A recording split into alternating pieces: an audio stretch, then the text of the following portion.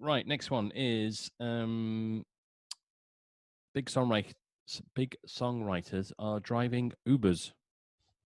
So songwriters behind some of the UK's biggest hit singles are driving Ubers to make ends meet, an MP has been told. So Fiona Bevan, who has written songs for One Direction, Steps, Lewis Capaldi, said many writers are struggling because of the way streaming service pays royalties.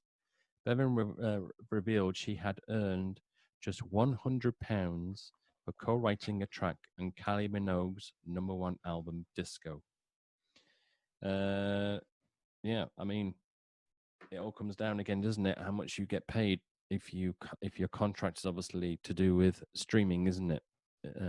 Because obviously you could write the song, and the record company could say, right, yeah, that's fine, you can do that, but you'll get paid on streaming royalties, and you'll get, I don't know, 10%, 20%, 5% of the track. I don't think anyone would do that. I think it's just general royalties. No one would take streaming royalties. It'd be ridiculous. But yeah, totally, I totally agree with you. It's shocking, really. Yeah, I don't know what to say about it, really. But no, I mean, yes, it needs to change, because the people who are making songs, spending all that time making them, then putting them out, and they're just, they're getting 2 million streams, not just on Spotify and all the other different streamings and everything, and they're just getting hardly anything from it. yeah. You're not making any money, and all these people who listen to your song, unless it's a massive global hit, you're not going to earn hardly any money. If it's just big in a couple of countries or streaming in so many countries, you're not going to get anywhere. And obviously, when that pie all has to be split, you're not going to. I mean, what do you do? It's so difficult, to earning money, isn't it, from it? Well, yeah, and when you see these songs release, and they've got 5 artists on the record, and the song's taken 20 writers to write it. That's so much. That's just everyone's not getting anything. So yeah, the whole thing needs to change. But again, really the record labels are always the last to know. They're because then they're so behind. They're always so behind. They was like it when with CDs and tape, and they and the whole thing with like Napster, the illegal downloads and all that. They were so behind all that. They said no, that will never happen. It's the same with when everything started to, like with Apple Music. They were like, no one's going to buy it online. It's all going to be albums. It's all going to be physical. They're always behind. So this is just another thing that they've not realized that was going to happen, and they didn't do anything about it. Right at the beginning, I know Spotify has taken a long time, but even with Apple, with their royalties and stuff like that, they're just always behind. So I'm not surprised, really. But it's huge talks at the moment, isn't it? Really, the last few months, talks about stuff and the way Spotify are doing things, and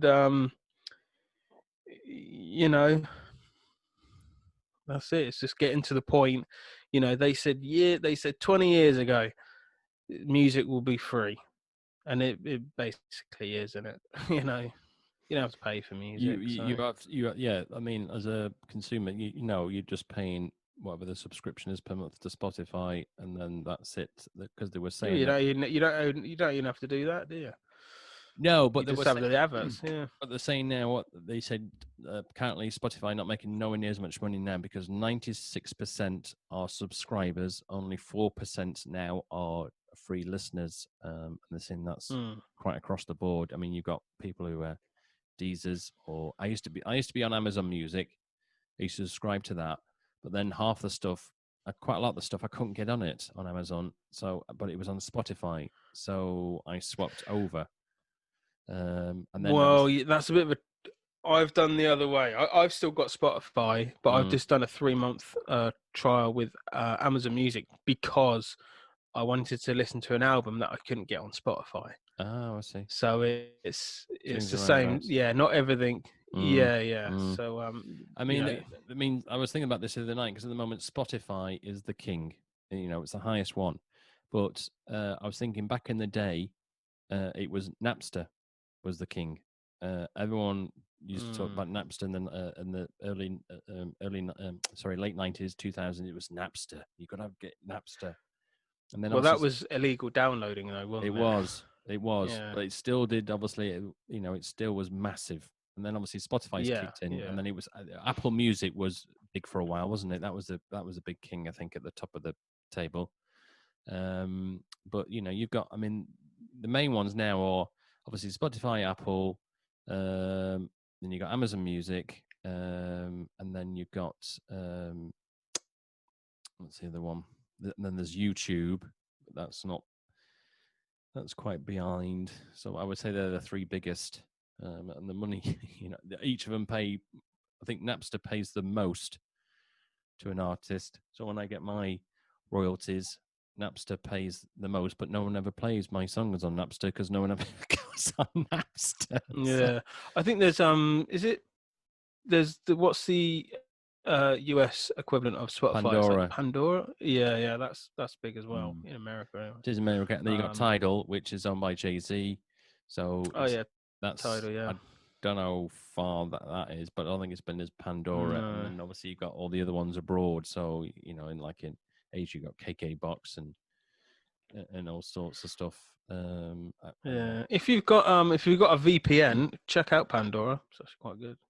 Yes, I know. I need to, because I can't look at my stuff on Pandora because it says this is US, and they keep saying we're going to make this available in Europe and UK, but that was a year ago, and they still haven't done anything about it. Oh, really? Oh, yes. Okay. Well, yeah. If you get a because I used to have ExpressVPN, but I cancelled it. But yeah, because with that I could listen to it because I just put it on, and then it would send me computers in the US, and it would do it. So yeah, if you've got that, you could probably check that out as well.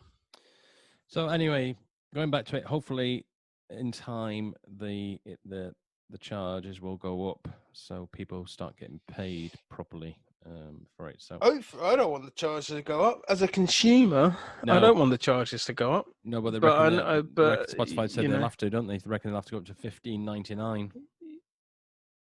Well, this is the thing, isn't it? I mean, especially with you, you're a consumer and an artist, so you're torn, but you don't want to pay $15.99. No. But you kind of do because you want the more royalties. So, that's basically that's the only way they can get about it. But they lose a lot of people by doing that. They will. $9.99 a month is manageable for a lot of people. So it depends if they all raise it together. If they all raise it together, then people won't have a choice, will they? They'll go, oh, well, they've all raised it by £5 across the board. Oh, who's going to do it first, though? Because the minute Spotify raises there by £5, Amazon go, well, we're cheaper. Come over to us. Yeah, unless obviously they decide to make a rule, don't they? So you all have to do it together. Oh, yeah, maybe. I don't know. Yeah, we could go on all day about this, couldn't we? Right, it's great. It's great looking at all, really. It is. Good job I'm not an artist, isn't it, really? So. Yeah.